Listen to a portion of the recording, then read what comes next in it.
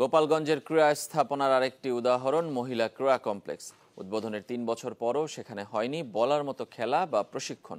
মাঠে ঘাস নেই, সুইমিং পুলে নেই পানি, আর ইনডোরের ছাদ দিয়ে ঝরে বৃষ্টির ধারা। গোপালগঞ্জ থেকে ফিরে ফয়জুল ইসলামের রিপোর্ট, ক্যামেরায় ছিলেন মারুফ চুন্নু।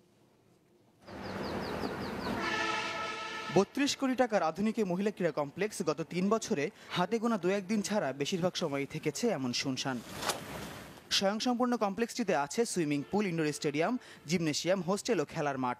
প্রথম দেখায় যে কারো মনে হতে পারে এটি কোনো গোচারণ ভূমি, কিন্তু না, এটি গোপালগঞ্জ মহিলা ক্রীড়া কমপ্লেক্সের খেলার মাঠ। এই দশার কারণেই এখানে উদ্বোধনের পর থেকে হয়নি কোনো খেলাই। পুরো মাঠে মাটির দেখা মেলায় ভার, শুধু বালি আর বালি, একটু পরপর গর্ত। ইতিমধ্যে মন্ত্রী মহোদয় এসে দেখে গিয়েছেন, সচিব মহোদয় এসেছিলেন গত মাসে আমরা আসার পরে। তো আশা করি মনে হয় সমাধান হবে। সম্প্রতি এই সুইমিং পুলেই হয়েছিল সেরা সাঁতারুর খোঁজে বাংলাদেশ ট্যালেন্ট হান্ট।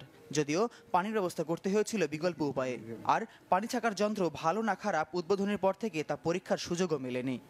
পানি তোলার যে পাম্পটা, সে দুইটি পাম্প আছে, দুইটি পাম্পই নষ্ট অবস্থানে রয়েছে। আমি এই বিষয়টা আমার এনএসসিকে বিষয়টি অবহিত করেছি। এটা ইনডোর স্টেডিয়াম হলেও একটু বৃষ্টিতেই ছাদ থেকে পানি পড়ে, কারণটা নির্মাণ ত্রুটি। সম্প্রতি ভেঙে গেছে উপরের কিছু অংশও, সমস্যায় জর্জরিত মেয়েদের হোস্টেলটিও।